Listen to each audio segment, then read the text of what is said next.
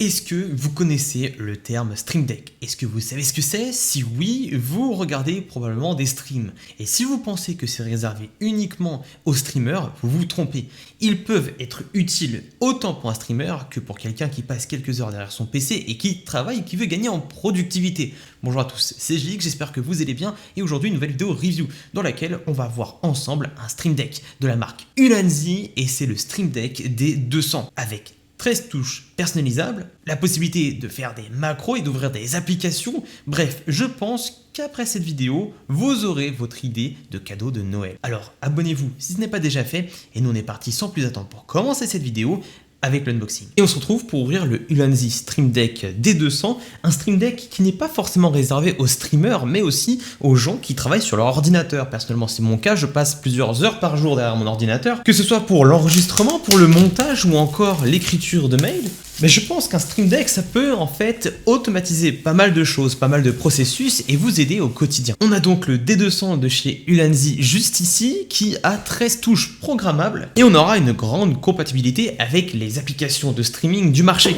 Parce que si vous connaissez le terme Stream Deck, c'est probablement que vous avez regardé beaucoup de streams et que vous avez déjà vu ce genre d'objet chez les streamers. Le petit certificat de qualité et la notice, ni plus ni moins. Et ensuite le Stream Deck qui est ici, avec son support ainsi que quelques câbles. Le tout dans de la mousse qui va protéger le tout durant l'envoi. Un câble type C vers USB avec un adaptateur, et ça fait plaisir, hein. Un adaptateur type C vers USB comme on aime.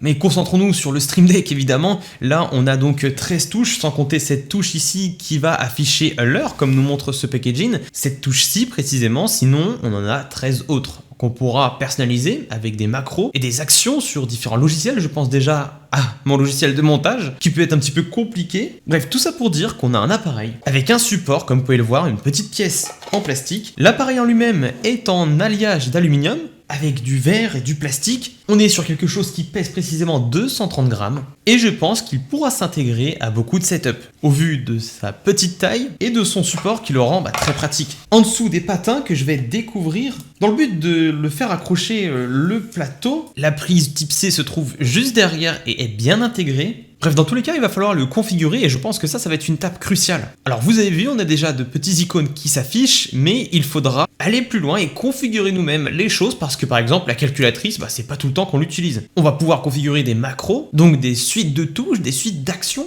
ou simplement allumer un logiciel, allumer une page web, par exemple ChatGPT, afin d'aller beaucoup plus vite dans ces processus de travail. Ok, mise en place de l'appareil et configuration de celui-ci. Il faut savoir plusieurs choses sur ce Stream Deck, le D200. Alors en fait, un Stream Deck, c'est pas réservé exclusivement aux streamers. Ça peut être très utile par exemple pour une personne comme moi. Bon, ok, je fais du record, ok, j'utilise OBS qui est un logiciel de base destiné aux streamers, mais j'utilise également beaucoup d'autres logiciels comme par exemple Photoshop, Sony Vegas ou encore ChatGPT sur PC et pouvoir les allumer plus facilement, c'est bien utile. Je passe entre 6 et 10 heures par jour derrière mon PC, alors évidemment qu'optimiser tout cela c'est intéressant. On pourra faire des touches macro personnalisables et on pourra avoir des intégrations avec des plateformes populaires et on a même des touches prédéfinies et des presets déjà faits par la communauté qui sont uploadés. Je vais vous montrer tout cela. Mais que ce soit du simple CTRL S à une réponse type ou encore à allumer des logiciels très précis sur votre ordinateur ou accéder à des pages très précises grâce à un seul clic, ce Stream Deck pourra vous aider. Alors on est parti pour la mise en place. Bon, alors déjà il faut savoir qu'un Stream Deck ça passe réellement partout, surtout quand il est bien fait. Et c'est le cas de celui d'aujourd'hui évidemment, vu que vous le voyez sur un setup, ça s'accorde super bien, notamment avec un clavier comme je l'ai actuellement. Et ce Stream Deck on aura donc deux façons de l'utiliser, enfin du moins de l'installer, parce que pour l'instant on est juste sur la mise en place.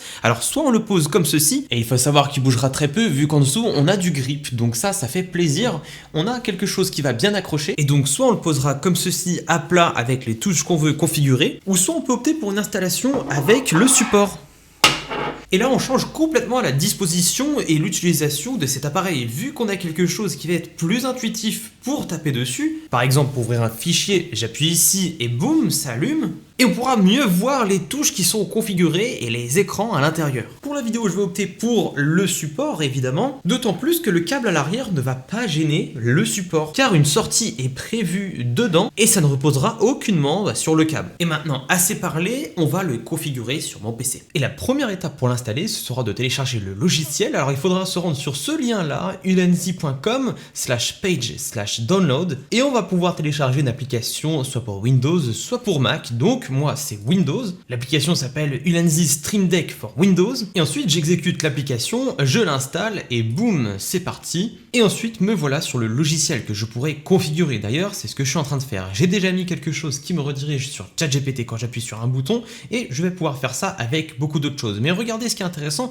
c'est qu'ici en réalité on va pouvoir parcourir quelque chose. Là on a différentes catégories, par exemple app, donc on allume la catégorie application, et ici je pourrais donc configurer par exemple Chrome, par exemple le bloc-notes, ou encore la calculatrice, ou encore Sony Vegas et Photoshop. Bref, selon les applications que vous allez le plus utiliser, et il y aura un bouton de navigation pour aller sur la page 2. Donc on a toutes les catégories et on pourra ajouter plusieurs pages, donc ça c'est excellent. Et dans chaque catégorie on pourra faire pareil, on pourra ajouter des choses, et évidemment là c'est très intéressant. Bref, et sur la gauche on peut directement mettre des choses, par exemple on a OBS qui est déjà intégré dans l'application, et on pourra par exemple lancer le record. Donc pour faire cela c'est très simple, eh bien je peux mettre une touche ici, et là boum, rec, ou par exemple changer de scène, prendre un screenshot, etc. etc. ou même simplement des raccourcis clavier avec du texte. Et j'ai mis déjà un profil Photoshop. Regardez, en fait on a une marketplace avec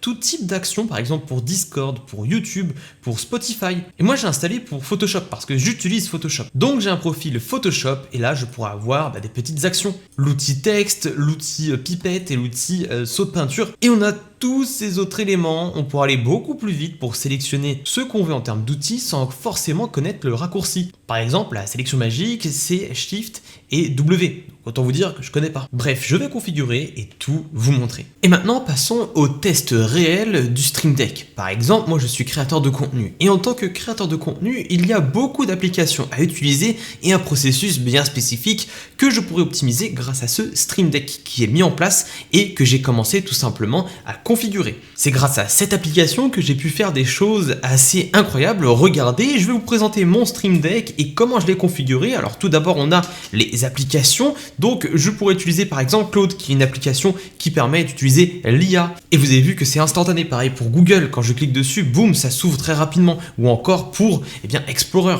Et on a même de quoi allumer la configuration du Stream Deck. Bon là c'est déjà allumé, mais globalement si je le refais, boum, c'est instantané. Mais alors, ce qui va être intéressant dans mon processus de travail, c'est déjà de communiquer avec les marques. Et pour cela, on se rend tout simplement dans les liens, parce que je pourrais accéder à ma boîte mail qui est en bas à gauche. Et c'est un lien bien spécifique, c'est sur cette boîte mail que je discute avec les marques. Donc j'appuie dessus et boum, on ouvre notre Gmail. Alors voilà, et si je veux, je pourrais même ensuite utiliser différents raccourcis. Par exemple, CTRL-C et CTRL-V. Par exemple, avec ce petit texte, j'ai juste à sélectionner, cliquer sur CTRL-C et je peux CTRL-V tout cela. Voilà, tout simplement. Alors c'est un petit raccourci, mais maintenant, si je vous montre qu'avec une touche, je peux faire une réponse, là, ça devient beaucoup plus intéressant. Cette petite touche réponse a été configurée avec un texte prédéfini. Et si j'allume le logiciel pour vous montrer tout cela, à savoir le Stream Deck, vous pouvez constater la réponse que j'ai prédéfinie. Et une fois que j'ai mis en place une collaboration, il faut que j'écrive le script derrière. Donc je peux allumer Notion pour me faire un script de vidéo, et je peux aussi utiliser ChatGPT qui a été configuré ici. Ça va s'ouvrir en un clic, du coup ça c'est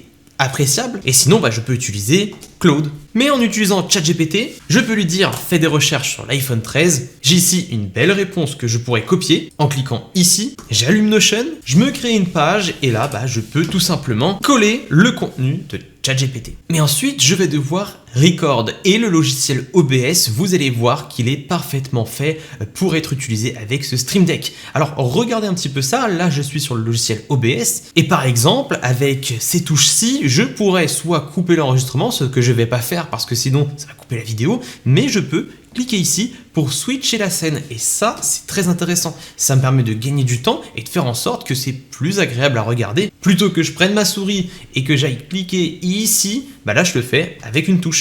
et c'est suréclairé pour montrer sur quelle scène j'ai cliqué. Une autre chose très intéressante à faire qui suivra après mon enregistrement, c'est le montage vidéo. Et sur un logiciel aussi compliqué que Vegas Pro, ça peut parfois planter. Et une chose qui est essentielle à faire pour ne pas perdre ces montages, c'est le fameux CTRL-S. Et j'ai le réflexe à chaque fois de le faire, mais maintenant je peux juste faire ça et boum, ça vient d'enregistrer. CTRL-S et je peux même, si je veux, modifier des choses, voilà, comme ceci. Et ensuite, je fais CTRL-Z pour retourner en arrière.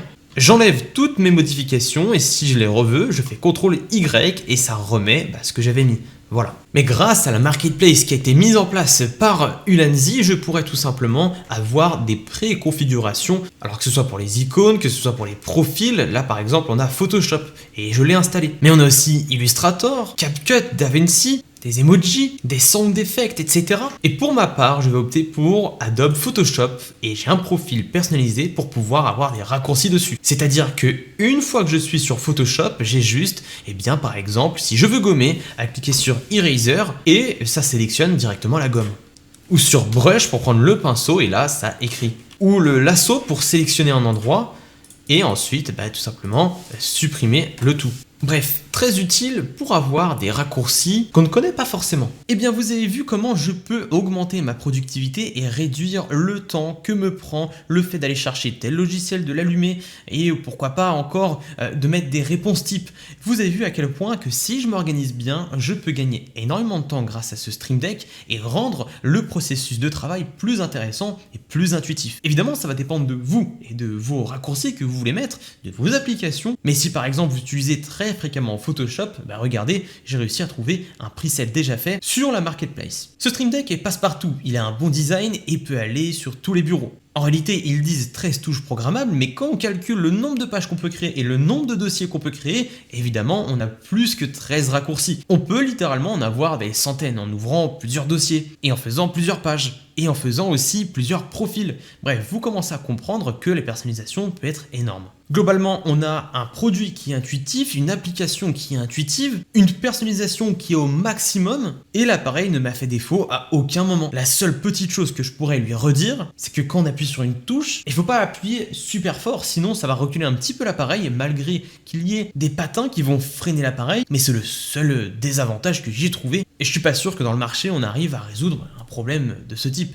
Enfin, on peut très bien le résoudre en le mettant à plat, et là, évidemment, aucun souci. Bref, en tout cas, sachez que durant le Black Friday, le D200 sera en réduction. Alors, n'hésitez pas à aller voir en description, il y aura toutes les informations. Et évidemment, n'hésitez pas à aller simplement voir son prix, me dire ce que vous en pensez en commentaire. Personnellement, je pense que c'est un outil qui va faciliter mon processus de travail, notamment le matin, pour aller faire mes actions de routine, répondre aux emails, écrire des emails, écrire mes vidéos et encore tourner des vidéos et les monter. En tout cas, j'espère que vous aurez aimé cette review. N'hésitez pas à vous abonner à ma chaîne YouTube si ce n'est pas déjà fait. Et nous on se retrouve à la prochaine pour une nouvelle vidéo.